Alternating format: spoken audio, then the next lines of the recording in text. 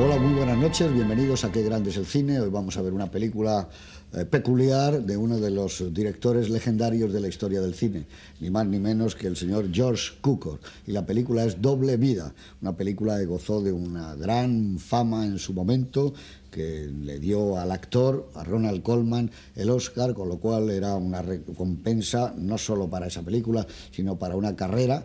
Ronald Colman había empezado ya en el cine mudo con Lillian Gish y luego había hecho películas y películas, y justo cuando se cumplían los 25 años de su carrera obtiene el Oscar por esta película de Doble Vida, haciendo el personaje del actor hoy día ya casi imperecedero y que está en todos los anales de todos los libros de cine. Además es una película con la que empiezan a trabajar el tándem formado por Garson Kanin y su mujer Ruth Gordon, que era actriz. Además en esta película está su hermano Michael Caine, que había trabajado con él en muchas películas, entre otras La mujer del año. Y se produce una unión entre los Caine y George Cukor que durará durante 7 u 8 películas. Además, todos ellos eran unos grandes conocedores del mundo de Broadway y sobre todo tenían esa palpitación del teatro pendiente continuamente durante todo el filo de sus carreras. En este sentido, si hay alguien conocedor para hacer el mundo del teatro y para reflejarlo, ninguno mejor que los Caine y ninguno mejor que George Cukor. Como digo, además es un homenaje para Ronald Colman, que le prometieron el Oscar. La primera intención de esta película fue cuando terminaron el guión y hablaron con Cukor, que el actor idóneo para hacer este trabajo era Laurence Olivier, pero Laurence Olivier no se encontraba cómodo en el personaje, no quiso hacerlo, le pareció que era demasiado Laurence Olivier y entonces acudieron ni más ni menos que a Ronald Colman. Ronald Colman para los americanos es Inglaterra. Ronald Colman es también la cara del teatro, los años 40. Ronald Colman era un hombre de un gran prestigio, pero tenía mucho miedo para hacer este personaje. Le prometieron un buen coach, como dicen ellos, un buen entrenador en Shakespeare, un viejo actor shakespeariano, y rodar en continuidad prácticamente toda la parte shakespeariana de la película, que se supone que será un escenario. Y además le dijeron, este trabajo tendrá un Oscar con toda seguridad, y es el que tú te mereces. Y efectivamente no solo le dieron el Oscar, sino que cumplieron con su trabajo, porque cuentan los libros, entre ellos este último de George Cukor, pero todas las biografías, que cuando la película se estrenó, tanto Garson Kanin como Ruth Gordon, como el propio George Cukor, o cuando no los tres a la vez, fueron llamando uno a uno a todos los miembros de la Academia de Hollywood para enseñarles la película durante 4 semanas, y siempre se quedaban ellos al terminar y decían, ¿no crees que el trabajo de Ronald Colman es estupendo, el mejor que ha hecho en su vida? ¿No crees que merecería un Oscar? Bueno, y tanto es así que se lo llevó. También tiene Oscar de sonido, la película, y bueno, es un antecedente muy claro de un thriller para Cukor, que ya había hecho y está preparando películas como Luz de Gas y se ha movido en estos territorios, sobre todo de las fotografías, pero sobre todo yo creo que es una película en este sentido histórica. Habla de la dualidad del mundo del actor y del mundo de la realidad, ¿no? De la realidad y de la ficción, de hasta qué punto un personaje puede devorarte, cosa que nosotros sabemos que no solo en el teatro, sino en el cine ha pasado en muchísimas ocasiones. Goza de una magnífica fotografía, goza de muchísimas cosas, pero bueno, mejor nos lo va a decir ahora Juan Miguel Lamed. Muy buenas noches. Hola, buenas noches. Que además es un experto en el cine americano de los años 40, es un experto en George Cukor, conoce perfectamente los Caine, da clases de guión y además sabe valorar perfectamente un trabajo como el que supuso este, donde, por cierto, aparecía una chica guapísima llamada Shelley Winters por vez primera en el cine y que está maravillosa. Y otra chica muy curiosa, Betsy Blair y Aaron Smith, pero esta era impresionante, ¿eh? Bueno, es muy fácil hablar, pienso yo, de George Cukor, porque es muy fácil porque es muy difícil encontrar una mala película de George Cukor en su extensa filmografía de más de medio centenar de películas, y porque incluso aquellas que la crítica consideró fallidas en su momento, como podían ser Romeo y Julieta o incluso La mujer de las dos caras o El multimillonario, vistas hoy día, se ve que contienen la virtud esencial o las virtudes esenciales del cine de Cukor, que a mi juicio serán el buen gusto, la magnífica dirección de actores y la elegancia. Yo creo que el cine de los años 40 tuvo varios directores en los que coincidían estas virtudes. Otro de ellos podría ser, hoy en día bastante desvalorizado, William Wyler. En los dos encuentro las mismas virtudes. Sin embargo, Cukor además tenía un talento especial, un talento que no es habitual y que hoy en día es absolutamente desconocido. Cukor tenía el talento de rodearse de grandes talentos. Es muy difícil comprender la belleza de una película como My Fair Lady sin saber que ahí está la mano de Cecil Beaton. Y como Cecil Beaton está Honningen o Cameron a lo largo de toda la historia. Como tú sabes, como sabéis todos, George Cukor es un neoyorquino de familia acomodada, homosexual cuando no se llevaban los homosexuales, que procede del teatro justo cuando el cine tira del teatro porque llega al cine sonoro. Entonces, la primera película de Cukor es precisamente del año 30. Inmediatamente que llega, Cukor obtiene la fama de ser un gran director de actrices. Y yo no estoy completamente de acuerdo con esto. Yo creo que es un gran director de actriz, no hay más que ver a Joan Crawford o a Judy Garland o a Ava Gardner o a Greta Garbo en sus grandes interpretaciones en películas. Camille. En Margarita Gautier, mi película favorita de Cukor con My Fair Lady. Porque yo creo que lo que era un gran director de actores indiscriminadamente, masculino o femenino. Porque yo creo que hay dos ejemplos clarísimos, que es Robert Taylor, que no era precisamente un gran actor, está extraordinario en Margarita Gautier, o Stewart Granger en Cruces de Destinos. Esta película en concreto no es mi película favorita de George Cukor, sin embargo tiene todas las virtudes del cine de George Cukor. Aparentemente es una película sobre los celos, pero tú lo has definido bastante bien. Yo creo que está dentro de la moda del cine psicológico de los años 40. En realidad lo que plantea es un caso de psicosis con delirio y alucinaciones, pero me parece que esto podría ser el gran tema de nuestro coloquio, ver si esta es una película sobre los celos o es una película sobre la doble personalidad. Muy bien, muchas gracias. Pues de eso hablaremos. Señor Jiménez Rico, Antonio, muy buenas noches. Buenas noches. Yo creo que también usted comparte el interés y el entusiasmo de que George Cukor es uno de los grandes directores de Estados Unidos. Me refiero a directores, no autores, porque esa es la gran polémica, ¿no? Directores. Y además es que una de las, aparte de las cualidades que ha citado Juan Miguel, que estoy totalmente de acuerdo, una de las grandes cualidades de George Cukor como director es su puesta en escena casi invisible, es decir, que es de una maestría increíble cómo mueve las escenas fundamentalmente de A3, con qué juegos hace de movimiento con 3 actores y sin embargo no se nota, es decir, todo parece de una forma muy natural. Yo creo que esta película es una película que reflexiona, aparte sobre el mundo de los celos, que está claro, yo creo que reflexiona no sobre el mundo del teatro, como ha habido otras grandes películas en la historia del cine, sino sobre el mundo de la actuación.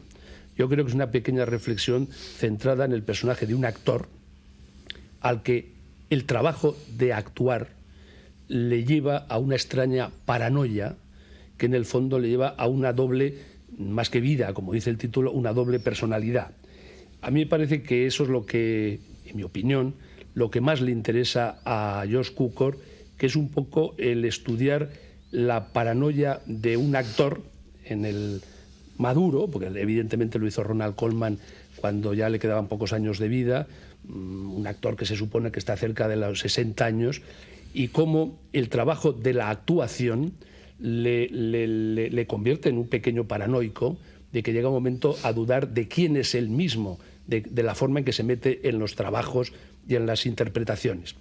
Creo que la película está llena de sugerencias muy inteligentes sobre este mundo reflexivo, pero en el fondo yo creo que de lo que trata es de uno de los temas fundamentales de todo el cine de Cukor, que habla un poco de los comportamientos humanos. A mí me parece que, en el fondo, si analizas las películas de Cukor, todas, sean las que sean, con mujeres, con hombres, de época, comedias, dramas, en el fondo siempre lo que le interesaba mucho es el comportamiento del ser humano, y en este caso se centra en un personaje un poco singular, que es un actor al que su propio trabajo de desdoblamiento de personalidad, de interpretar a otros personajes, le lleva a una extraña paranoia obsesiva que deriva en una gran tragedia. Muy bien, muchas gracias. Don Fernando Guillén, buenas noches. Buenas noches. Por alusiones. Por alusiones. Entonces, te voy a hacer una pregunta personal. No es que te haya pasado esto, que se sepa, que hayas matado a nadie, que se sepa. Pero, por ejemplo, cuando tú has hecho Ecus, me comentabas a mí hace 10 o 12 años, un día que estábamos rodando, que sí, a veces el personaje va pudiendo con el actor y que llega un momento en que empiezas a plantearte hasta la posibilidad de dejarlo, ¿no? Sí, efectivamente, para un actor esta película tiene unos elementos realmente muy atractivos, muy interesantes, porque luego la película, como ya veremos, deriva hacia otras cosas.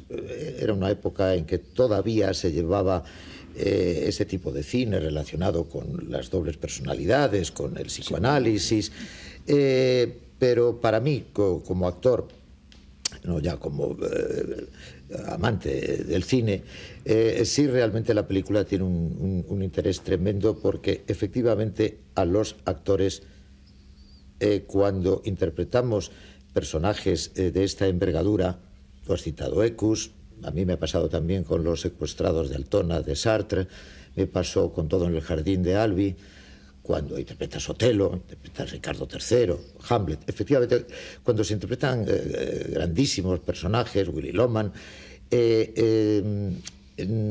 llegar a estos extremos a los que llega el personaje de Tony, del protagonista que interpreta a Ronald Colman, quizá pues es excesivo, pero indudablemente esa doble vida, esa doble personalidad, de alguna manera incide en tu comportamiento habitual.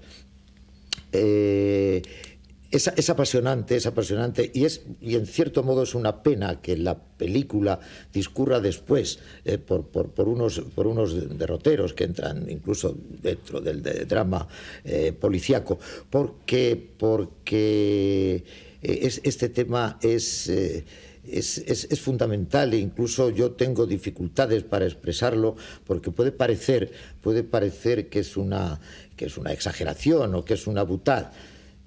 No, efectivamente el personaje se apodera de uno en una cierta manera. Indudablemente hay unas horas durante el día, y además eso lo cuenta muy bien Garson Kanin y Ruth Gordon, y también George Cukor, son tres grandes profesionales del teatro, además de grandes profesionales del cine. Cuenta muy bien que él efectivamente, pues, cuando está interpretando una comedia ligera, no le pasa en absoluto. Signe Hasso, que es la actriz que interpreta a su mujer, lo dice una de las veces. Pero cuando ya entras en personajes que tienen esas complejidades psicológicas, la cosa empieza a convertirse en algo doloroso. Yo recuerdo que el doctor Dysart, que hice durante 2 años por toda España de Ecus, cuando las cosas que cuentas, además, te atañen, te afectan, forman parte de tus preocupaciones habituales, en este caso los celos, va llegando la hora de la representación y vas notando un desasosiego. Tanto es así, fíjate, que en la película me ha chocado que lleguen a las 300 representaciones. Quizá en la época que se rodó la película esto era habitual, pero ahora, desde hace un tiempo, concretamente en Broadway y también en Londres, los actores que interpretan personajes de esta envergadura y son los personajes protagónicos, inexorablemente cada 90 días los cambian. Es decir, yo recuerdo que mientras hice Ecus, me parece que cuando yo lo empecé a hacer lo estaba haciendo Perkins, luego lo hizo Barton, lo volvió a hacer Perkins. Hay como una regla porque el personaje, el actor... vuelvo a repetir que si llegara a los extremos que llega el personaje de Colman en esta película, pues efectivamente esas cosas le pueden pasar. Entonces creo que estamos ante una película interesantísima. A mí lo que más me ha interesado de la película es, digamos, es la primera parte, que es la parte documental. Ya hablaremos de ello porque eso es prodigio. Se nota que son grandes profesionales teatrales los que han hecho la película. Quizá no sea la mejor película de Cukor, pero como antes decíais, no hay ninguna película mala de Cukor. A mí personalmente me interesan más sus comedias de los años 40 y 50, me interesa más Vivir para gozar, la costilla de Adán o Mujeres, más que sus grandes películas, digamos, de calité, como pueden ser Romeo y Julieta, puede ser Camille. Luego hay otra cosa de Cukor que no habéis apuntado, pero que creo que también será bueno comentarlo después, aunque no se refiere a esta película, cuando le toca a rodar en scope y en color, cómo utiliza el scope y el color de una manera prodigiosa. Es un director, por otra parte, tampoco lo habéis apuntado, no sé, de Cukor se pueden decir tantas cosas, que no es un director que haya cultivado géneros tradicionales del cine de Hollywood, salvo un western insólito y magnífico, por otra parte, que es El pistolero de Cheyenne. Pues no ha hecho películas de aventuras, ni ha hecho thrillers, ni ha hecho películas de este tipo, pero eso no importa. Cukor es uno de los grandes, y la historia del cine pues es un poco George Cukor. Bueno, pues nada más, será para mí un placer inmenso volver a ver esta Doble vida, porque recuerdo que, sobre todo en su primera parte, me apasionó de una manera profundísima. Bueno, y además Antonio te vigilará, porque mientras veamos la película, vamos a ver Doble vida de George Cukor, la película sobre el teatro, la película sobre la actuación, la película sobre una ciudad y una zona de la ciudad que es Broadway, que está maravillosamente reflejada en apenas media docena de planos, y que la verosimilitud es tal que ellos alquilaron el Teatro Empire de Nueva York y todo está rodado dentro de un teatro, no es un escenario de Hollywood, sino que prefirieron rodar con el aroma del teatro, con el olor del teatro. Y luego hablaremos también de la famosa dirección de actores de Cukor, que según se van conociendo, libros sin libros, pues parece ser que Cukor nunca dirigió ni a un actor ni a una actriz, jamás dio una mínima indicación a nadie. Y decían que se preocupaba mucho más de otras cosas, como Michel Leisen, de la conjunción de la puesta en escena con las telas, con los colores, etcétera, lo cual para mí sigue siendo un misterio, porque entonces cómo estaban siempre también las mujeres y los hombres en las películas de Cukor. Evidentemente dicen Spencer Tracy jamás le permitió que le diera una indicación, y tampoco Katharine Hepburn, pero Spencer Tracy en las películas de Cukor está de una manera, y Katharine Hepburn también. Y hay una marca y hay un estilo.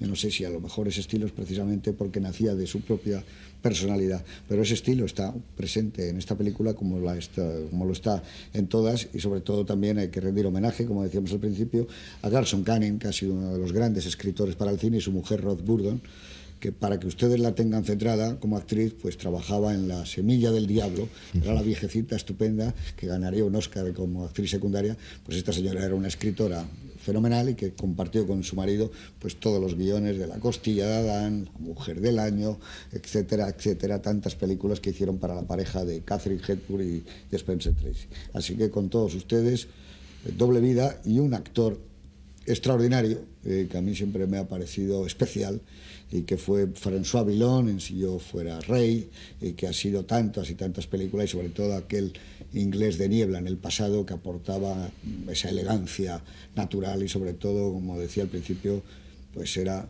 el cine inglés, era Inglaterra y eran los años 40. Ronald Colman, y con todos ustedes en Doble vida.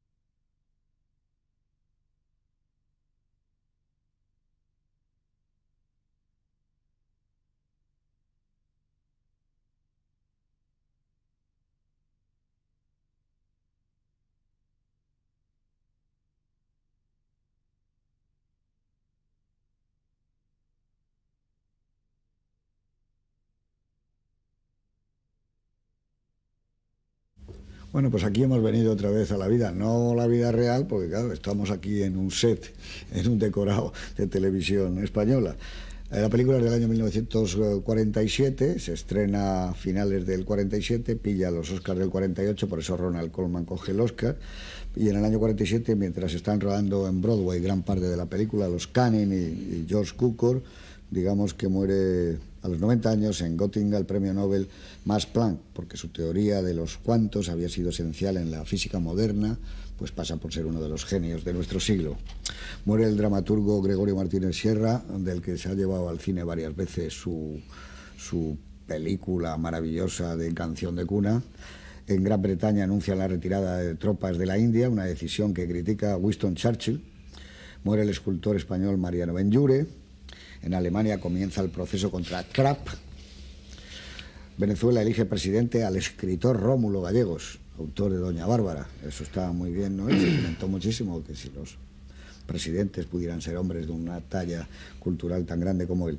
El Real Madrid inaugura su nuevo estadio con capacidad para 75.000 espectadores. Llevará el nombre de Estadio Santiago Bernabéu y ese estadio se irá ampliando a 100.000 y luego a 115.000, a 125.000 localidades, etc. El poeta José Hierro publica Tierra sin nosotros, el año 47. Francia recibe 250 millones de dólares del Banco Mundial para su reconstrucción tras la Gran Guerra Mundial. Ana Mariscal presenta en Barcelona la obra teatral de García Lorca, Yerma, que es otro acontecimiento. Fallece Jorge II, rey de Inglaterra. Y muere en Madrid el poeta y dramaturgo Manuel Machado. En colaboración con su hermano Antonio, escribió La Lola se va a los puertos, Las Adelfas, La Duquesa de Minamejí. Y hablando de muertes, y para enlazar con la película, señor Lamet, ¿estará usted de acuerdo en que las muertes de George Cukor son las mejores que se hacen en el cine? Porque la muerte, sin ir más lejos, de Greta Garbo en Camille, la única muerte del cine, y la muerte de Ronald Colman en esta película es excepcional. Sí, probablemente él le dijo a Greta Garbo, supongo que se lo diría también a Ronald Colman, en el último momento, en la última mirada, quiero que pongas todo lo que ha sido tu vida y trates de expresarlo solo con los ojos. Inténtalo y será lo mejor. Y supongo que eso también se lo debió decir a Colman en el momento final que acabamos de ver, porque está excepcional en ese momento Ronald Colman. Hay además una habilidad cinematográfica que habréis captado todos, que es como la sombra de Modovian, que se va a acercar a cerrarle los ojos, hace que la cara pierda luminosidad. Y hay otra habilidad, claro, que estoy de acuerdo, hay otra, y es que cuando se queda fijo Ronald Colman, para que no pudiera parecer que se ha congelado la imagen, está en cuadro la cabeza de ella que se mueve, porque realmente es que Ronald Colman se queda petrificado. Y cabría la duda de pensar que es que se ha congelado la imagen. Entonces está la cabeza de ella que se sigue moviendo para que veas. No, realmente a mí me parece que es lo mejor de Ronald Colman en esta película, es el plano ese en que recuerda la historia de ese cómico que le gustaba que el público le dijera muérete otra vez, en que habla de que su enfermedad es de la mente, que no es de no sé qué, y luego con qué sencillez se va para el otro barrio. Es escalofriante, y además como sin mueca, sin mueca. Hay otra cosa que es de dirección, que se quita la peluca y se quita la barba. Se la quita. Va al más allá con la cara limpia. Sí. No va con su doble personalidad. No, además es que está muy bien porque es la doble personalidad y le quitan la peluca y le quitan la barba para que se vea un poco el juego que ya se ha visto durante toda la película con el juego de los espejos, que es absolutamente constante, como él se enfrenta a sí mismo siempre ante un reflejo, ante un espejo, ante un cristal, y el plano final de él muriéndose, desde luego yo creo que ahí se ganó el Oscar con toda tranquilidad, porque hay otros momentos, cuando tiene los momentos un poco más paranoicos, que a mí, personalmente, me parece que en algún momento está un poquito sobreactuado. Lo que pasa es que dicen que es su voz, el instrumento, era una voz única, dicen, la voz que tenía. Sí, Colman. por lo visto tenía los colores... Casi todos los grandes actores. Los colores de la voz. Pero dicen que después de Colman solo Barton tuvo esa voz, era una voz muy especial, que sacaba un color, dice, a la voz. Es que yo creo que la sobreactuación que hemos notado todos, yo creo que está más en el tono del doblaje.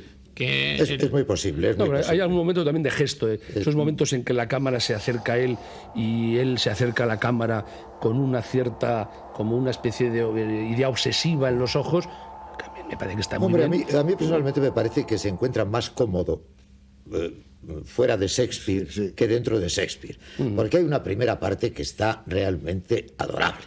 Hay una primera parte en que está... un poco Jack Barrymore. Claro, está desenfadado, la manera que lleva la gabardina, cómo se encuentra a las chicas en la calle. Hay además como una especie de cuenta, además, porque es precioso, es que claro, para un actor la película, sobre todo la primera parte, es una maravilla, porque cómo te cuenta que es un actor hijo de un humilde actor que ha conseguido triunfar, y esa cierta mala fama que tiene, unos dicen de él que es estupendo, que es una persona excelente, otros dicen que no, y eso se refleja muy bien en una secuencia cortísima, pero que es muy definitoria, que es cuando se encuentran las dos chicas que por lo visto han sido compañeras de él en otra obra, y una dice de él, es un encanto, ¿verdad? Y dice, no, es un hijo de mala madre, es un horror, es muy mala persona. Pero yo me refería ahora cómo se mueve, qué bien tiene asumida la egolatría sin ser una egolatría excesiva,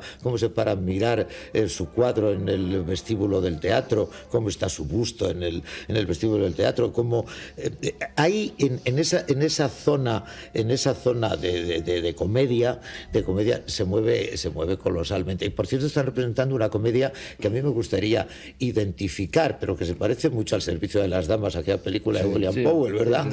Que no creo en absoluto que fuera. Es que además es curioso porque yo creo que el estilo interpretativo de Ronald Colman a través de sus películas es un poco ese. Es el actor sobrio, natural, poco exagerado, y sin embargo, yo pienso que quizás por el exceso del tema de que había que ir dando esa especie de paranoia en la que él va entrando con su doble personalidad, es donde puede incurrir en algún ligero exceso. Él cuenta una cosa que os pasa a muchos actores, que a Fernando Fernán Gómez lo he hablado, a Agustín González contigo, con Alfredo Landa, que contaba Ronald Colman, que él tenía mucho miedo a hacer la parte de Shakespeare porque había hecho teatro y lo había abandonado por el cine durante los últimos 25 años, y que le daba mucho, él decía, no ya respeto, me da miedo hacer teatro. Decía, aquí lo cuenta, aquí el personaje. Muchos actores hablan del miedo, del vértigo de perder el texto. El miedo escénico que diría Baldán. Y sobre todo le da miedo hacer teatro para ser reflejado en cine. Porque claro, él tenía que emplear, lógicamente, una técnica de actor teatral, pero sin embargo sabiendo que lo que se le está viendo es en cine. No, pero aquí en la película además se produce una identificación entre Colman y Tony, el personaje. Es decir, que él lleva bastante tiempo a Ibsen, ella dice, nos conocimos con Ibsen, nos casamos con Oscar Wilde, pero que lleva ya tiempo, se nota que lleva ya tiempo haciendo comedias, simplemente comedias, que podían ser de cualquiera de la época y que ahora serían de Neil Simon, por ejemplo. Y efectivamente, cuando se enfrenta con la idea de hacer Otelo, caray, eso ya son palabras mayores, y efectivamente siente ese miedo que todos los actores sentimos. Seguiremos hablando de Ronald Colman durante mucho rato, pero para mí Ronald Colman es mi actor. José Luis lo sabe porque se lo he comentado alguna vez. Yo me dedico a esto y soy cinéfilo patológico como vosotros tres, como todos, por culpa de Ronald Colman. Yo la primera película que vi a los 7 años fue Horizontes Perdidos de Capra, y yo salí de esa película diciendo, yo quiero ser Ronald Colman.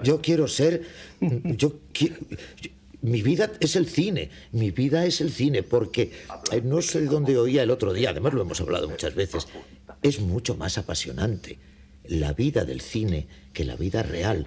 Por muchas cosas que nos pasen en la vida real, siempre tienen otra dimensión. Incluso las ciudades, viajas y llegas a Nueva York, y llegas a Hong Kong, y llegas a donde llegues, si ya lo has visto en el cine, es superior la imagen.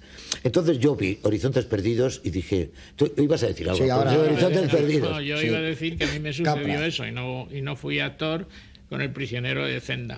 Con Ronald Colman también. Ronald Colman, claro, exactamente. Claro. Es decir, que tenemos algo en común, Ronald Claro, Colman. Ronald Colman. Sois Ronald Colmianos. Sí, pero Sí. yo creo que es que Ronald Colman, esa primera parte que tú, Fernando, estás poniendo sobre el tapete, yo creo que Ronald Colman era así en todas sus películas, con su gabardina, su sombrerero, era un hombre que vestía de cheviot, era un hombre parecido de alguna manera a Walter Pidgeon. Eran dos tipos Niebla en el pasado sale vestido de así caballero, también, eran claro, dos tipos de caballero.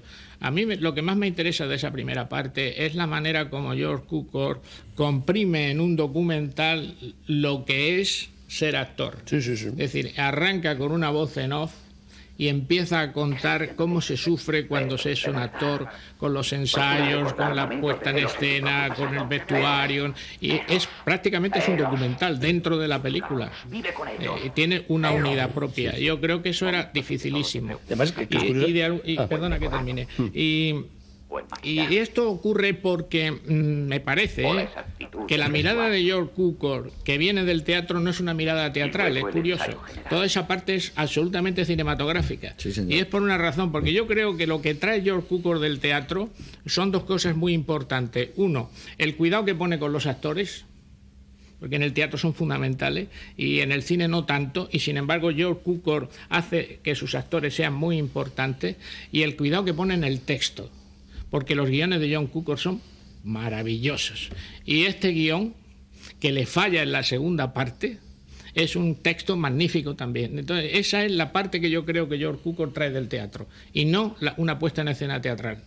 Lo que del flashback, no del flashback, sino de ese documental, tiene una cosa narrativamente muy original. Es decir, empieza siendo como una especie de reflexión que él hace de lo que va a ocurrir y termina convirtiéndose en tiempo real. Y termina en tiempo real, termina con el estreno. A mí me ha parecido esa secuencia, que es una secuencia muy larga. Sobre todo me parece prodigiosa. Resume muchísimas cosas. Prodigiosa. Y es curioso también, a ver si estáis de acuerdo, que en esa primera parte del guión, que evidentemente está muy bien, a mí quizás lo único que me sorprende un poco es la cantidad de antecedentes que va dando para justificar lo que va a ocurrir al final. A ti lo que te sorprende es que se cuentan demasiadas cosas. Se está adelantando demasiado lo que va a ocurrir. Sí. Hay una obsesión, hay un monólogo que cuenta él en el primer encuentro con el productor y el director, en que cuenta él sus miedos, la obsesión que tiene con ciertos personajes que le llegan a influir tantísimo, que le trastornan. Y lo dice el personaje, dice, es que vive tan intensamente que te está dando demasiados antecedentes de lo que va a ocurrir al final. Luego hay una escena preciosa, como son las dos escenas con Shelley Winters. La primera del Café Venecia, esa es una maravilla. Pero vamos, la escena que está en su casa y le pregunta que cómo se llama, y él dice que no sabe cómo se llama, que no sabe quién es, que se llama fulano, se llama mengano. Todo esto, que está bien, porque yo creo que en el fondo es una necesidad de claridad narrativa. A mí me parece que en el fondo está dando demasiados antecedentes de lo que va a ocurrir al final. Quizás sea necesario. Yo creo que sí. Pero le evita un poco de sorpresa. Pero yo creo que quizás sea necesario porque los espectadores potenciales que Cukor pensara que iban a ver su película no están en las claves que tenemos nosotros. Tú conoces mucho a los actores. Tú conoces mucho a los actores. Quiero decir que los cuatro, bueno, yo lo soy, conocemos tanto a los actores que quizá no nos haga falta esa información. Pero yo creo que sí es necesaria, porque además es entrañable eso de que cuente que es hijo de actor y esos miedos, es que esos miedos son absolutamente reales, Antonio. Pero si yo no hablo de los miedos, yo lo que hablo es de lo que va a ocurrir al final, que va a haber una especie de conflicto de personalidad entre su propia vida y la vida que interpreta, que evidentemente da la sensación como que tuvieran miedo de decir, a ver si es mejor explicarlo antes para que el espectador lo acepte después. Entonces, en la primera parte hay muchos elementos que a mí me parece que a lo mejor son necesarios de explicar el proceso un poco extraño del intérprete, de cómo cuando hace una comedia deja al personaje cuando sale y no pasa nada, pero cuando hace un personaje dramático, trágico, llega, y además lo dicen personajes por activa y por pasiva, es que este hombre vive intensamente, y entonces parece que te está diciendo, aquí va a pasar algo. Con lo cual, al final yo creo que hay un poco a mí menos abundando Perdona, No, no. es que ese tipo de explicaciones lo que hacen es previsible la segunda parte. Sí, sí, claro. Entonces, yo creo Previsible. que eso ocurre en casi todo el cine pretendidamente psicológico que se hace en los años 40. Que hay que explicarlo mucho, claro. Le pasó incluso al propio Alfred Hitchcock cuando hace Psicosis, que da una explicación al final de todo lo que ha sucedido. Y ahora no sería necesario. Sin embargo, hay un tema que yo quería plantear especialmente a Fernando. Si a vosotros os parece que este es un tema, digamos, paradigmático de actor, o se trata simplemente de un caso, como yo he dicho en la presentación, técnicamente, de una psicosis con delirios y alucinaciones que desemboca en una esquizofrenia. Es decir, ¿esto ocurre porque es actor o le puede ocurrir a cualquiera?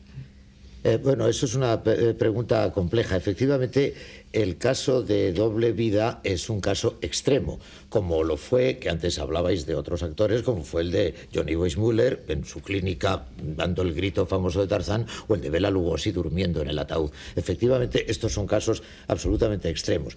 Pero sí puede darse, no ese caso tan límite, pero sí efectivamente sentirte perturbado cuando haces una representación durante mucho tiempo, o te metes en un personaje cinematográfico que es recurrente porque se convierte en una serie, que es el caso de... Pero Juan Miguel habla de si eso es porque eres actor o te pasaría en la vida normal. Pero yo creo que también se llega a ser actor porque te gusta otro tipo de vida también. Porque te gusta vivir más vidas que la tuya. Yo creo que ese es uno de los nacimientos de la vocación de actor, ¿no? Porque lo que te apetece ser también Ricardo III. Lo que te apetece ser un hombre tacaño o luego ser un hombre generoso.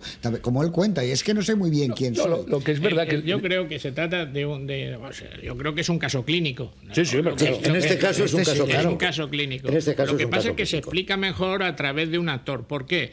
Porque a través de el actor es una persona que acostumbra a entrar y salir de otros personajes. Lo que le ocurre al protagonista de esta película es que no consigue salir del personaje. O sea, lo que vosotros hacéis los actores habitualmente, que es entrar y salir, buenas noches, adiós, hasta mañana, a él le falla ese mecanismo, le cruzan los cables. Pero yo creo que un gran porcentaje de mujeres y de hombres que se dedican a la interpretación, no llegados al extremo de lo de Ronald Colman aquí, no desenganchan inmediatamente. Es decir, que tú estás haciendo un personaje, de alguna manera te influye un poco en tu vida cotidiana. Pero si es que estás haciendo. Si es que yo creo y sales y tomas una copa, pero estás pensando un poco. A mí me parece que la película cuenta un tema límite, que efectivamente es un caso patológico y clínico. Pero no quiere decir que no sea habitual en el mundo de la actuación el que hay unos ciertos trastornos de personalidad sí los hay, que no llegan a un caso como en este, que es el exceso. Pero yo creo que todos los actores pueden tener algún problema de desdoblamiento de personalidad que en algunos momentos les afecta en su vida, incluso privada. Naturalmente estamos ya entrando en terrenos que se salen quizá del tema de la charla que estamos teniendo, pero indudablemente si el actor trabaja de una manera naturalista, simplemente es... Por ejemplo, en ese aspecto el método ha sido absolutamente perverso y nocivo. O sea, que un director te diga que para que llores pienses en tu madre muerta, eso me parece un absoluto disparate. Te refieres a Stanislavski, ¿no? Sí, me refiero a Stanislavski, al método en general. Bueno, me refiero a Kazan, Strasberg, inicialmente a Stanislavski, al método en general. En aquella época todavía el método no se conocía y, sin embargo, ya se daban estos casos.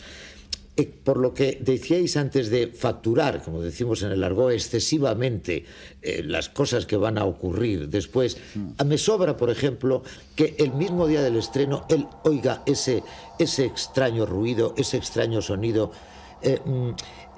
Eso me parece excesivo. Es una alucinación acústica. Eso ya es una alucinación acústica que no entra dentro de las coordenadas. Por eso creo que la película podría haber sido infinitamente más interesante si hubiese estudiado con las alucinaciones acústicas y con los sonidos, porque yo en esta película no me atrevería a garantizar que todos esos sonidos son del soundtrack original.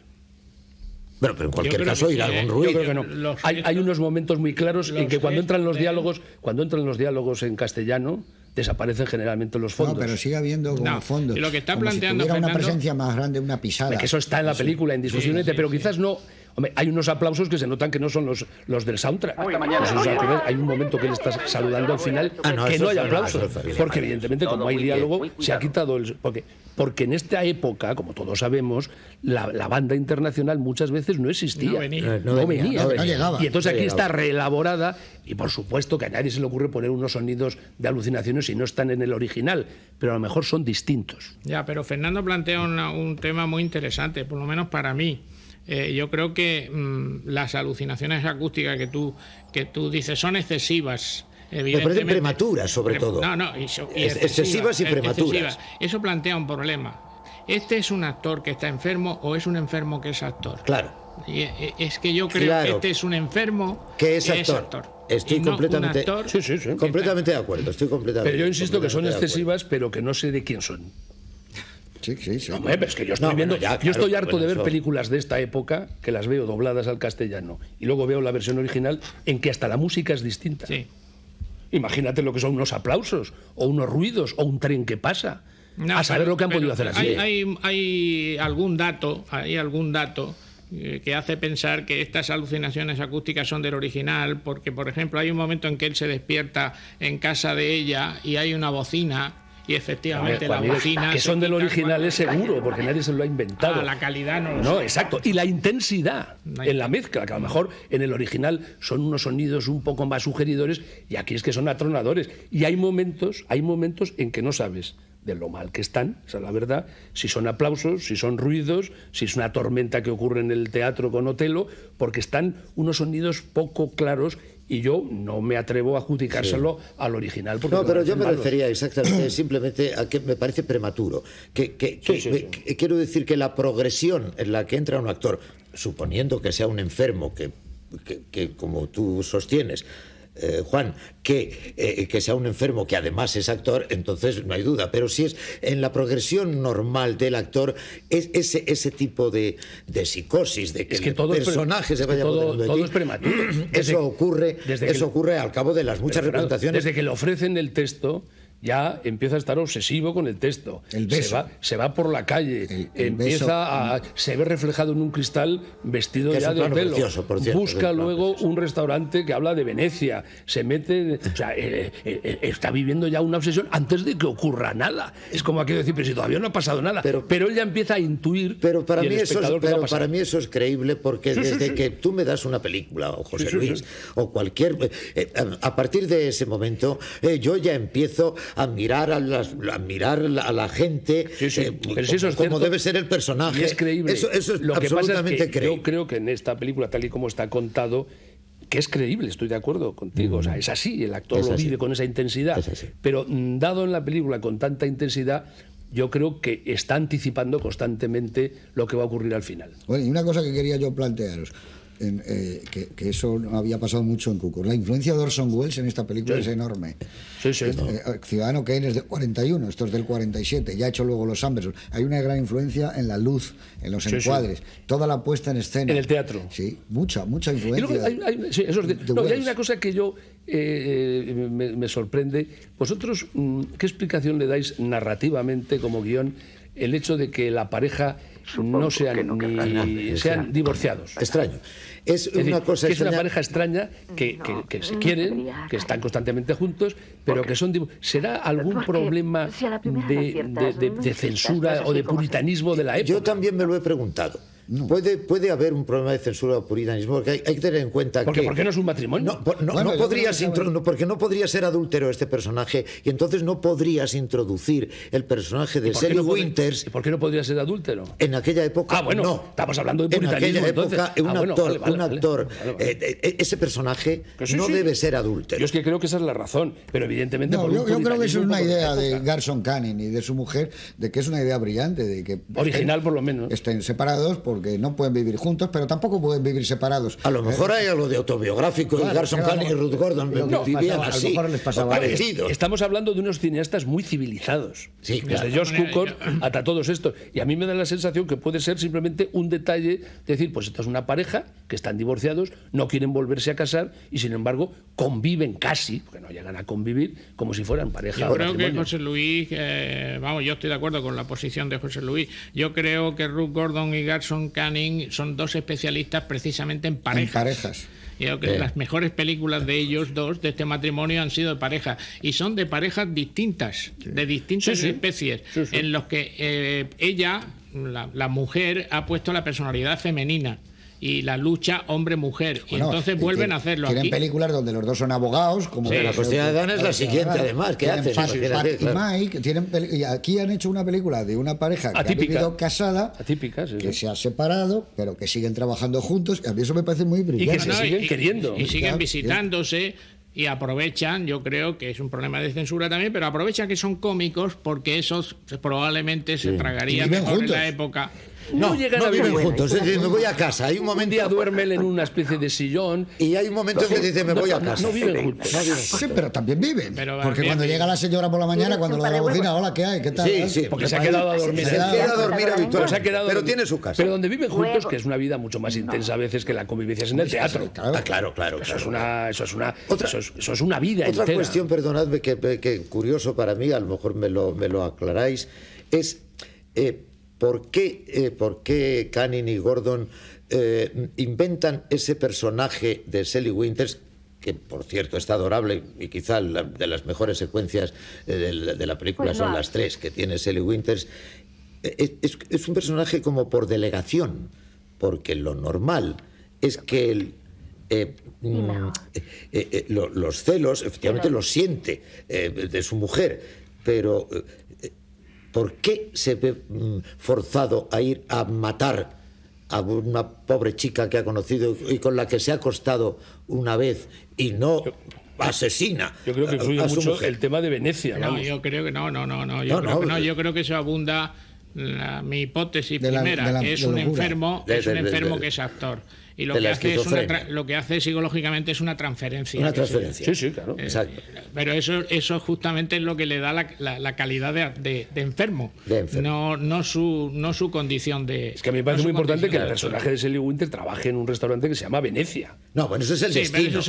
A la agencia de viajes se llama Venecia. Entonces, él que hace esa transposición cuando está en ese momento por la calle, que está un poco, en el tercio final, que está ya un poco alucinado y obsesivo, vuelve otra vez al restaurante y vuelve a buscarla a ella. Actualmente no, pero en la primera porque para él es la desdémona de... Pero en la primera parte sí hay como una especie de fatum, que él le dice, no, luego iré a la fiesta, tengo que pasear y pensar en Otelo, empieza a pasear y por casualidad se encuentra en una agencia de viajes donde está anunciando un viaje a Venecia, que hay un plano precioso de él reflejando y viéndose ya caracterizado de moro de Venecia.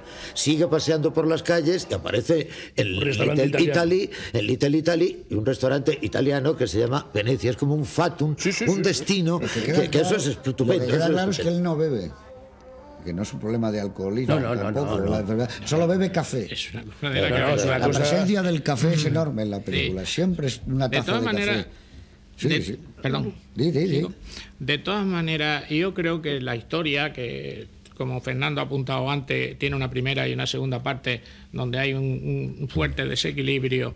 La historia que yo he dicho al principio, esta es una historia sobre los celos. Yo pienso que no es una historia sobre los celos, ni que el Otelo tiene nada que ver, que es una historia más sobre el desequilibrio mental de esta persona y sobre la condición de actor. Y creo que no es una historia sobre los celos porque, en primer lugar, porque son unos celos patológicos, no son celos normales.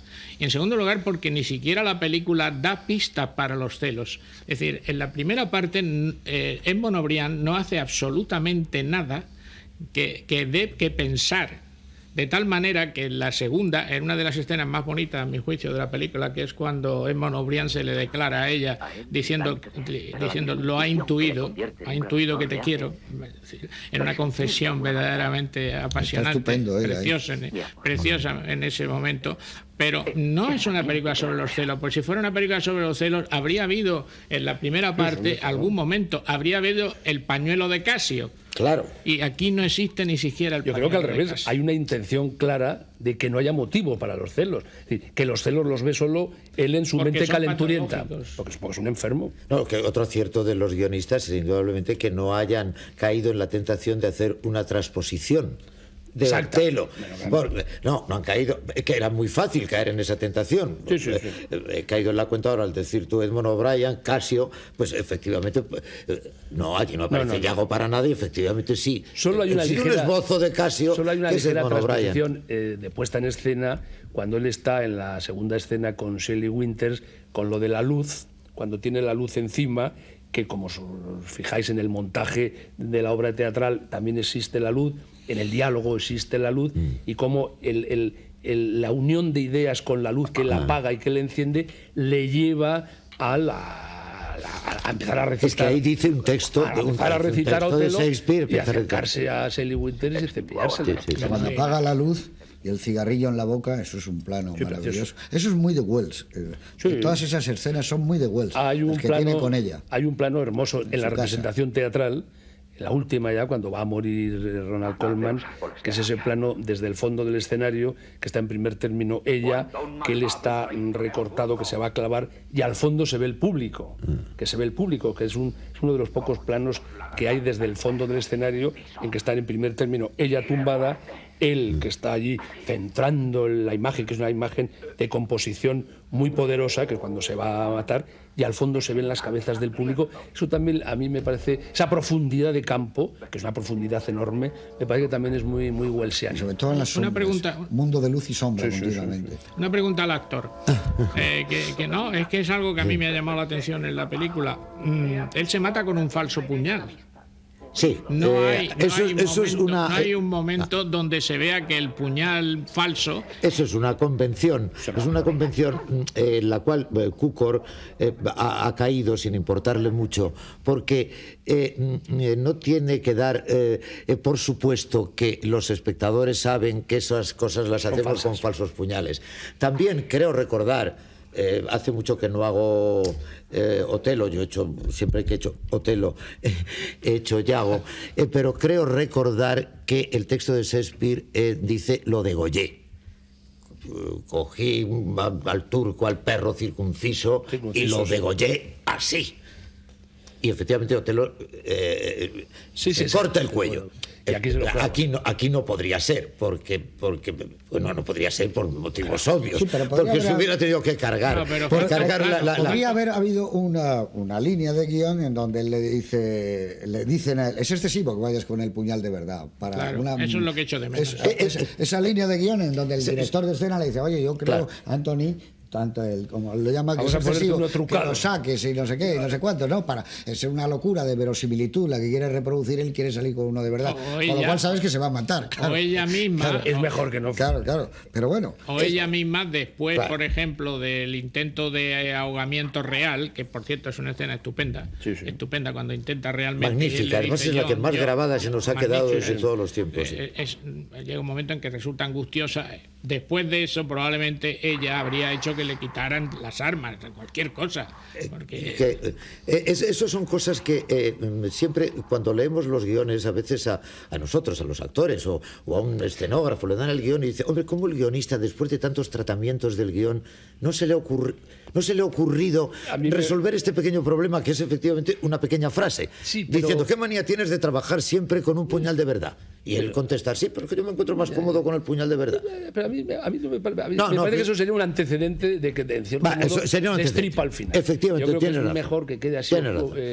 Cukor lo ha obviado. Porque me parece que tiene mucho más efecto dramático el final terrible, por si alguien todavía no se lo esperaba. Hay una secuencia de Cukor estupenda que es muy de su estilo, que es cuando están los periodistas y hablan del beso mortal, esa especie de apoteosis de sombreros. La época está reflejada maravillosamente en ese momento. Y tiene que ver también con Kane, con los periodistas del Charles Foster Kane, de cuando lo de Xanadu. A mí me gusta mucho cómo retrata el teatro por dentro, cómo lo retrata. Wells es muy teatro también. Las escenas teatrales de entre cajas y tal tienen una verosimilitud, se nota que está hecho un teatro de verdad.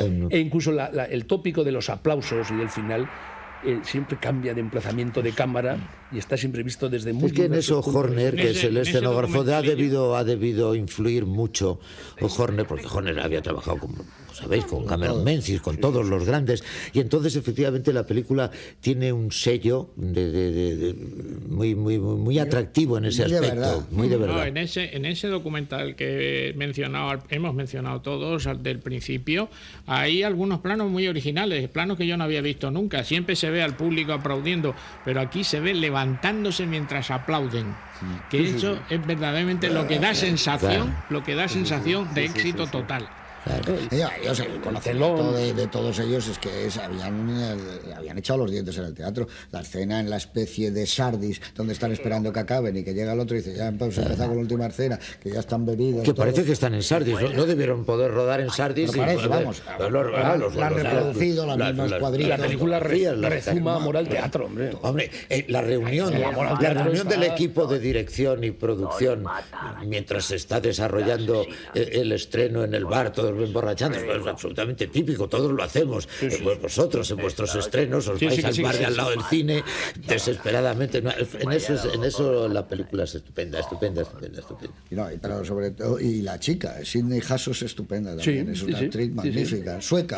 A le gustaba mucho la sueca, le gustaba Greta Garbo, le gustaba Ingrid Bergman, y quiso con esta lanzar una tercera. Lo que pasa que luego la carrera de ella no Se volvió. No, pero ella ya había hecho El Diablo dijo no de Lubitsch. Sí. Pero luego hizo 3 o 4 y luego ya no. se volvió a Suecia. Cukor hizo una película codirigida con Lubitsch, ¿no? No tiene nada. Sí, hizo una película codirigida con Lubitsch. Ahora mismo no recuerdo Que cuál, yo porque sepa, no soy un no me erudito. acuerdo. Yo tampoco me Yo no sé si pero cuando tú lo dices seguro que sí. o sería que la cogió la película, pero no sé, firmadas, no lo sé. Sí hizo la película. Sí, pero no recuerdo ahora mismo. A lo mejor Sidney Hasso trabajaba. Sidney Hasso luego trabajaba en El Diablo dijo no, que creo que es la última película de Lubitsch. Sí. No, la última película de Lubitsch es Los pecados de Clooney Brown. Los pecados de Clooney Brown. Es verdad. Bueno, es una de las últimas. Lo que no hemos hablado nada, yo no sé si nos va a dar tiempo, es del tema que hemos insinuado al principio de la dirección de actores. Es verdad. La posible técnica, porque tampoco estamos como para adivinarlo, de ese secreto maestro de la dirección de actores, cuando muchos biógrafos dicen que no los decía nada. Claro, lo que pasa es que yo lo que no terminan de aclarar es que lo que sí debía ser Cukor era un hombre que entendía muy bien a las mujeres y entendía muy bien a los actores. A los hombres. Que los entendía. Sí. Que él de lo que hablaba era de otros temas. Él sabía que una actriz no se sentía cómoda con una ropa determinada y sabía que eso era fundamental para que no estuviera bien. Entonces modificaba si es preciso el vestuario. Lo sabemos todos. Sí, pero le daba más importancia a eso que a lo mejor no se valoraba entonces. Él lo que quería es que ellas estuvieran muy cómodas. Claro. Compartía todo tipo de secretos con ellas, no secretos privados, sino secretos de la puesta en escena, secretos de decir, aquí vas a estar muy bien, y este es el cameraman que tú querías, y te va a iluminar como tú querías. Y las hacía sentirse realmente yo con muy esto relajadas. Lo que quiero decir, están muy cómodas. y eso los actores estaréis de acuerdo, que muchas veces una excelente dirección de actores no consiste en contar muchas cosas a los actores. Ni en martirizar a los actores, en absoluto. No, es eso no justamente hay esto que reglas. está apuntando José Luis, No hay de reglas. que se consiguen mejores resultados, no en todas las ocasiones, pero quizá Cukor sí lo utilizaba, Mucho. es crear un clima De cordialidad, un clima de sí. cordialidad, de amistad, serenidad. de complicidad, de serenidad. Y luego que cada actor y cada actriz requieren un sistema. Bueno, vosotros sabéis que a Cukor lo puso en la calle su íntimo amigo David Selznick, en lo que el viento se llevó. Por esa razón. Y nunca más se Por volvió a Clark Gable. recuperar esa amistad. Fue por Clark Clark Gable, Gable. claro, que lo echó. Por culpa de Clark Pero Gable. todos los sábados y todos los domingos acudían a su casa Vivian Leigh y Olivia de Havilland y ensayaban con él. Y cuando les dieron los Oscar, es muy famoso, se echó a llorar Vivian Leigh y la propia mujer de Selznick, acordándose de George Cukor, diciendo qué injusto ha sido esto, que George no se ha llevado nada, que tuvo que esperar a My Fair Lady. Pues por eso no le gustaba a Clark Gable. No, claro, no, Porque pero- tenía un problema de celos. Pero Cukor- Clark Gable, por lo visto, es que se portó muy mal porque efectivamente adujo como razón que era un homosexual y él no trabajaba con homosexuales. Pues bueno, los dos Alguna están razón muertos y oculta. no se puede, Alguna razón oculta habría. no se puede escarbar más, pero efectivamente alguna razón muy mal, oculta, sí. muy mal Clark Gable. Tú sabes que siempre que echaban a cualquier director de una película, La primera llamada que recibí era de Cukor. Le decían, no te preocupes, no pasa nada. A mí me han echado de la película que es más grande que nunca se ha hecho en la historia. También le echaron del Mago de Oz, ¿no? Y he sobrevivido. A Cukor también le echaron del Mago de Oz. Y he sobrevivido. ¿También del Mago de Oz? Sí. Y Víctor Fleming era su sustituto. Era su habitual. Eso no lo sabía. Su doble Al otro personaje. no lo Se sabía. quitó la espina de gran película con My Fair Lady y con los 8 Oscars. Que no la iba a haber hecho él, Que era no de la iba a Minelli. hacer. Y luego él hizo la Fue él. primera coproducción de Estados Unidos con la Unión Soviética. Se llamaba El pájaro azul, me parece. Sí, claro. Esa la dirigió Cukor. Fue una de Y sus debe últimas tener películas. posiblemente el récord porque rodó Ricas y Famosas con 81 años como director y la acabó, ¿ves? Y ahí también se vio favorecido porque la cogió de rechazo. La película la empezó a rodar Robert Mulligan, Ricas y Famosas, no se entendió bien con Jacqueline Bisset, lo Luego echaron. se ve que en Cukor y el vino tema de Cukor. la doble personalidad o del doble director No, es que ha pasado, le perseguía, ha ¿no? pasado mucho el que empiezan Sí. a preparar una película y luego por circunstancias esas se van y te coges otro director. Pero lo que sí es verdad es que con 81 años estaba en plena forma, porque su última película es espléndida, Ricas y Famosas, que es del año 82 la película. Y aquí Fíjate rodó una película con nuestro amigo y colega tuyo, José Luis López Vázquez. y con Gil Parrondo, Los viajes con mi tía. Viajes con mi tía. Película que iba a haber hecho con Catherine Hepburn.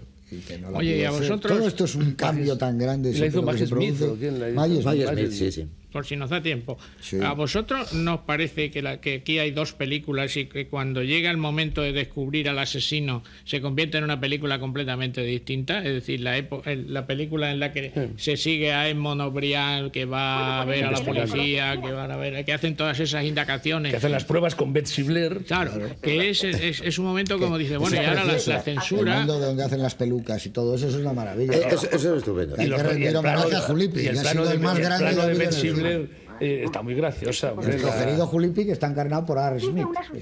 Ard Smith claro, naturalmente, es Ard Smith, claro. No tan bien como los hacía Julipi, porque supuesto. era el número uno. Bueno, ¿cuál es el plano que más te gusta a ti de esta película? No digas el de la muerte, que ya le hemos dicho. No, el de la muerte ya lo hemos dicho.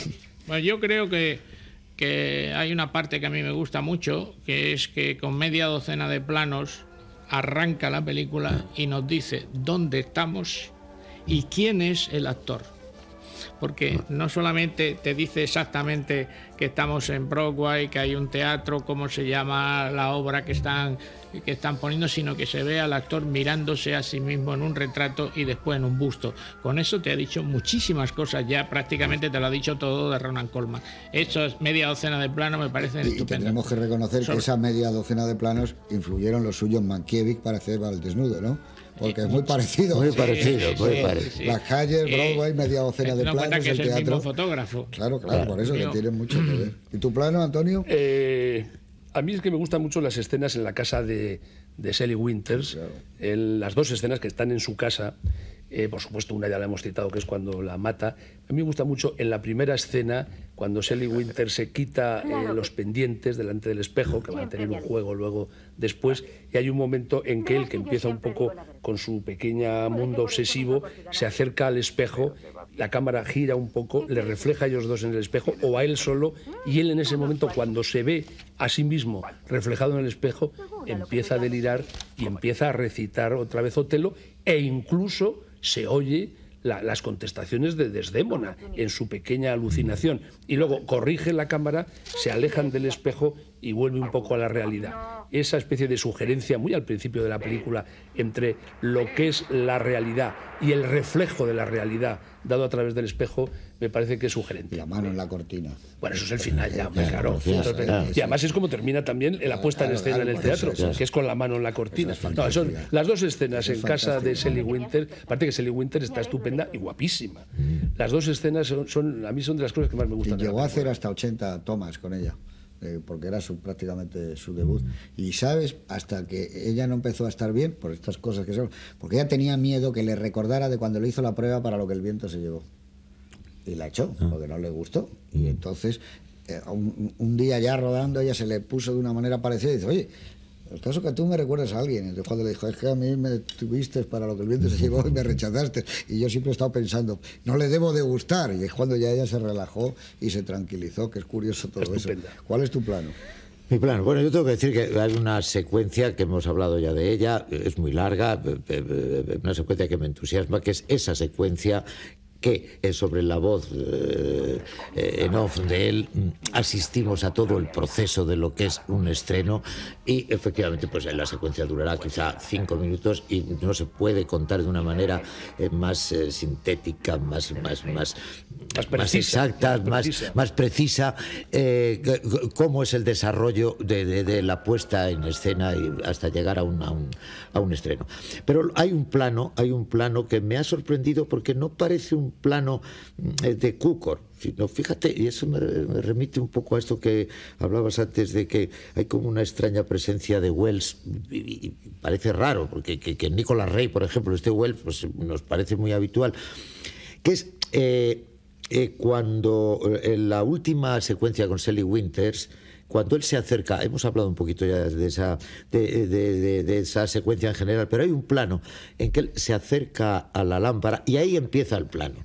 Él está de espaldas, Shelley Winters está al fondo, él se acerca, se gira hacia la cámara, apaga la luz, enciende la luz, se vuelve, y es un plano muy largo que incluso está compuesto de una manera muy extraña y muy curiosa, porque él a veces de espaldas, no sé si lo recordáis, llega a tapar la cámara y queda desenfocado. Queda desenfocado totalmente. Claro, se nota que Shelley Winters intenta,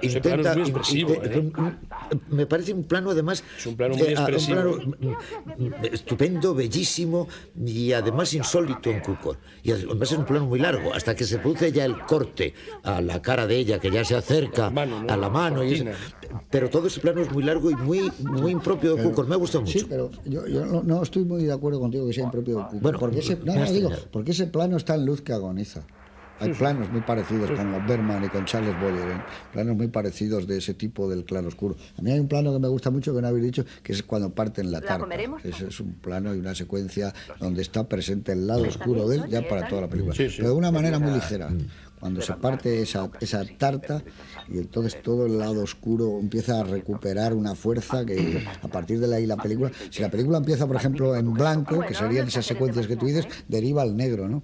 Y yo creo que una de las causas por lo que tú decías es por la que él estaba nominado el guión, el Oscar al mejor guión, y no se lo dieron porque no está completo el guión. No era el guión más rotundo. Sin embargo, de el que sí que estuvo nominado fue él como director. Josh Cukor estuvo nominado como mejor director, que no se lo dieron, pero el guión efectivamente no estaba. Sí, pero no ganó el Oscar, estaba nominado. Pero no, mejor ¿estaba guión, nominado el guión también? Sí. Ah, pues el director también. Garson Kanin y Ruth Gordon, no es un guión tan Ruth Gordon redondo. también hizo Harold y Maude, ¿no? Sí, claro. También hizo. Y como guionista el Oscar se lo dieron estrella. a la música también, ¿eh? Esa es la Que música. la música es magnífica. De Miklos Rosa, sí. El arranque Miklos que yo he Rosa. mencionado, sin la música no se entiende. Sí, los dos Oscars fueron, que decíamos al principio, la música y Ronald Koeman. Y es que efectivamente lo del Más- guión es que es un guión que tiene de repente unos altibajos y tiene unas cosas, unas irregularidades impropias de los señores que han hecho los señores, Nacida ayer. Claro, Nacida ayer, o que han hecho La costilla de Adán, y que saben tanto del tema que están contando, y hay También unas sacan su lado oscuro. unas ellos aquí. irregularidades extrañas ahí en el guión.